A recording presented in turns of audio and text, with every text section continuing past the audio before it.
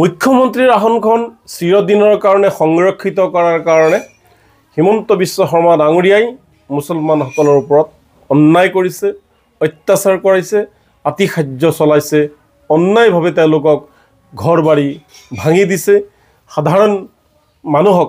সাধাৰণ ভাৰতীয় মানুহক তেওঁ দি ভোটাৰ সজাই তেওঁ বাংলাদেশলৈ প্ৰেৰণ কৰিছে। চাওক, গোৱালপাৰাৰ মনুৱাৰ শ্বেখ বুলি এগৰাকী ব্যক্তিয়ে আজি জীৱনৰ অন্তিমটো সিদ্ধান্ত ল'ব লগা হৈছে। ইয়াতকৈ দুখৰ কথা কি আছে? অনুৰূপ গৰুখটিত এজনক এই পৃথিৱীৰ পৰা তেওঁলোকে বিদায় দিবলৈ বাধ্য হৈছে, তেওঁলোকে নিজে বিদায় দিছে। তাৰ উপৰি জয়তুন্নেছা নামৰ এগৰাকী গ'ল গোৱালপাৰাত, আকৌ গোৱালপাৰাত এজনে এই পৃথিৱীৰ পৰা নিজকে শেষ কৰি দিব লগা হৈছে। গতিকে এই বিষয়টো যি হৈ আছে, চৰকাৰ প্ৰশাসনে কোনো ধৰণৰ গুৰুত্ব দিয়া নাই। চৰকাৰ প্ৰশাসনে মুছলমান বুলিয়ে ভাবি কোনো ধৰণৰ গুৰুত্ব দিয়া নাই।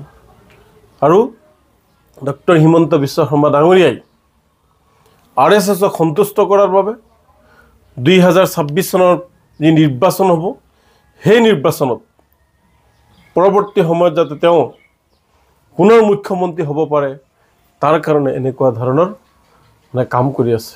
নাপায় ডক্টৰ হিমন্ত বিশ্ব শৰ্মা ডাঙৰীয়া। ক্ষমতাই সকলো বস্তু নহয়, ৰাজগাদী সকলো বস্তু নহয়। আজি অসমখন এটা অশান্তি হৈ গৈছে। মুছলমানসকল কি মানুহ নহয় নেকি? মুছলমানসকল কি জীয়াই থাকিব নালাগে নেকি? যদি মুছলমানসকলক মানুহ বুলি আপুনি নাভাবে, মুছলমানসকলৰ অধিকাৰ যদি নাই বুলি ভাবে, মুছলমানসকল যদি আপুনি জীয়াই থাকিব নালাগে বুলি ভাবে, তেতিয়াহ'লে আপুনি যে ৰাজনীতি কৰে শৰাইঘাটৰ শেষৰণ তাতে লৈ যাওক, ব্ৰহ্মপুত্ৰৰ পাৰত নি আপোনাৰ যি মন যায় আপুনি তাতে সেই কামটো কৰক। তথাপি জীয়াই এই প্ৰখৰ ৰ'দত মানুহখিনিক উচ্ছেদ নকৰিব। মানুহ এচিড লৈ থাকিব নোৱাৰা হৈছে, মানুহ ফেনৰ বতাহ লৈ থাকিব নোৱাৰা হৈ গৈছে, কিন্তু আপুনি এনেকুৱা ধৰণৰ আতিশয্য চলাইছে। আজি যিসকল মানুহ এই উচ্ছেদৰ ফলত যি শেষ সিদ্ধান্ত ল'ব লগা হৈছে বা বিদায় লৈছে, তাৰ কাৰণে কিন্তু আপুনি মুখ্যমন্ত্ৰী দায়ী, সেই স্থানীয় প্ৰশাসন দায়ী। এইবোৰ আপোনালোকৰ অলপো মায়া নাই, আপোনালোকৰ অলপো মমতা নাই, আপোনালোক মায়াহীন মুখ্যমন্ত্ৰী ডাঙৰীয়া, মায়াহীন মুখ্যমন্ত্ৰী, মমতাহীন মুখ্যমন্ত্ৰী। গতিকে এইবোৰ বন্ধ কৰি মানুহক মানুহৰ মৰ্যাদা দিয়ক, মানুহক জীয়াই থাকিবলৈ সুবিধা কৰি দিয়ক।